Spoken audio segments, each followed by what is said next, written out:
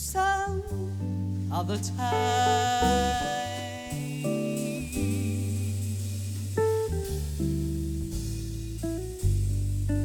This day was just a token.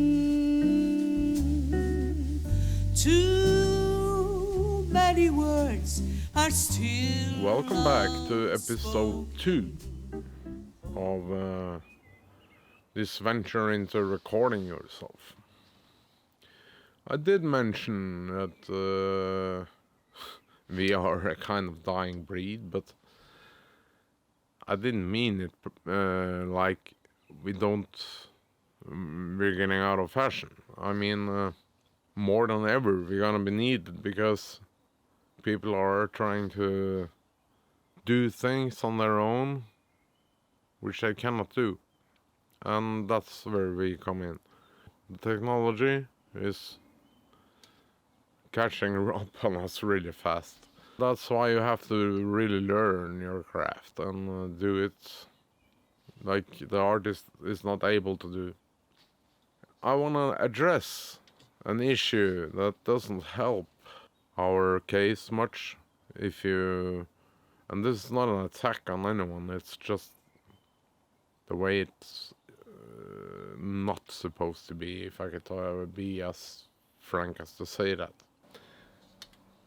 I want to address a problem that's quite evident, and that is this guy. This has got nothing to do behind a mix when the performance is going. Except if you want to measure your decibels or see your levels or whatever, you have an app. I've seen it so many times now that the people are very preoccupied with the telephone and the finger is going up and down, and they're on Facebook and they're whatever. And there's an artist standing on stage and waving and hey, and trying to get the attention of the sound man. And some guy from the audience come and, hey, they try to contact you from the stage. The mic is dead. And oh, wow, yeah, and open the mic. And this is so annoying and unprofessional that even if you don't like the music, you don't like the band, it's not you're paid to be there to serve the band and or musicians or corporation or whatever you are there for. Please pay attention to the stage. That's why you're there. So smartphones, go screw yourself somewhere, but don't screw it up for the performance. It's very, very unprofessional. And in today's modern equipment, we have a lot of power and a lot of equipment to make things, supposedly better. And among those tools are the compressors, which now is built in on each channel and so forth. Be careful. Use them carefully. You're not operating a pump house. You're operating a mixing console and use it as such. Be very aware of what you put on each channel. This limiting compression and so forth. Back in the day, we had maybe a couple of good pumps, and we had to use them cleverly across the board somewhere, but usually on the group with drums or whatever, and don't put the compression on each and every channel if you don't know what to do with them. And this is making a sound wah, wah, wah, go like this. It's not very nice. So be wise in the use of those tools. They are so powerful, and especially new stuff where you're led to believe that you can just press a button and that's it. It's not like that. That's 100% sure it's not like that.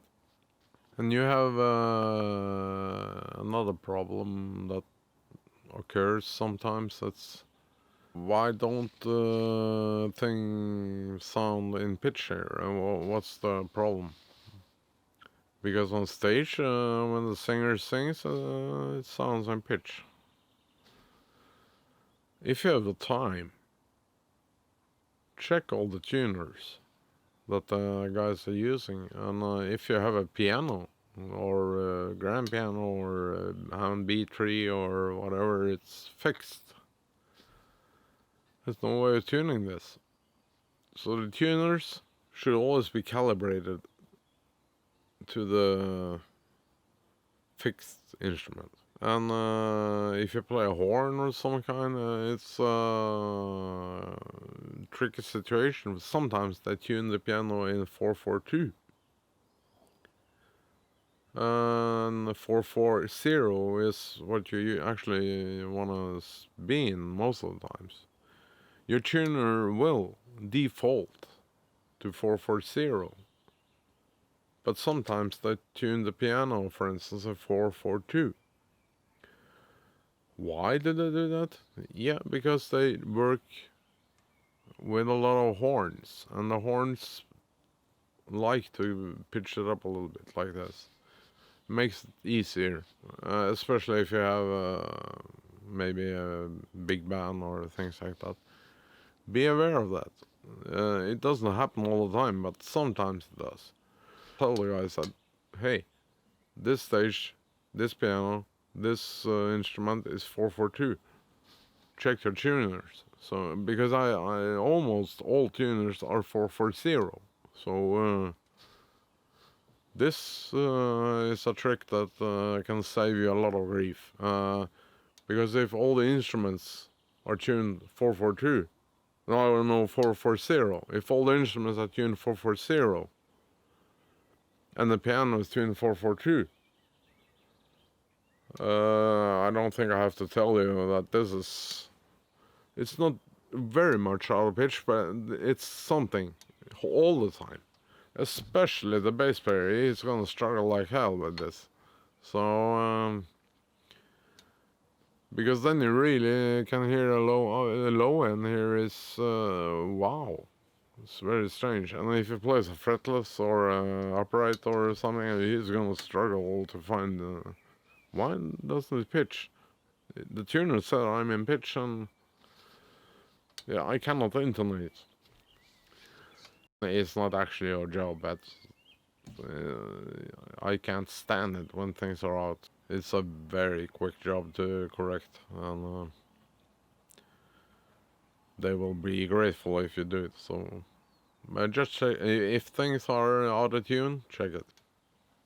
If you are working a lot at home with your electronic equipment and things like that, don't translate this to stage work. So remember, you only get one chance live, and the moment's gone.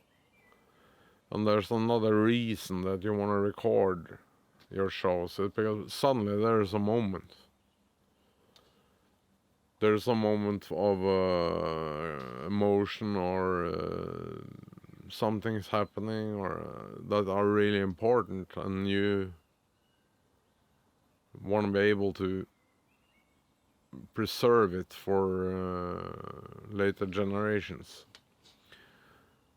It doesn't sound very important now, but I think it is. And I've digged up recordings I did 20 years ago, and some bands are coming and yeah, maybe lost a guy or whatever, and they want to have this as a memory, and if you can produce that, they will be eternally grateful.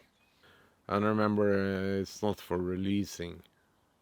It's for your own personal use. It's important.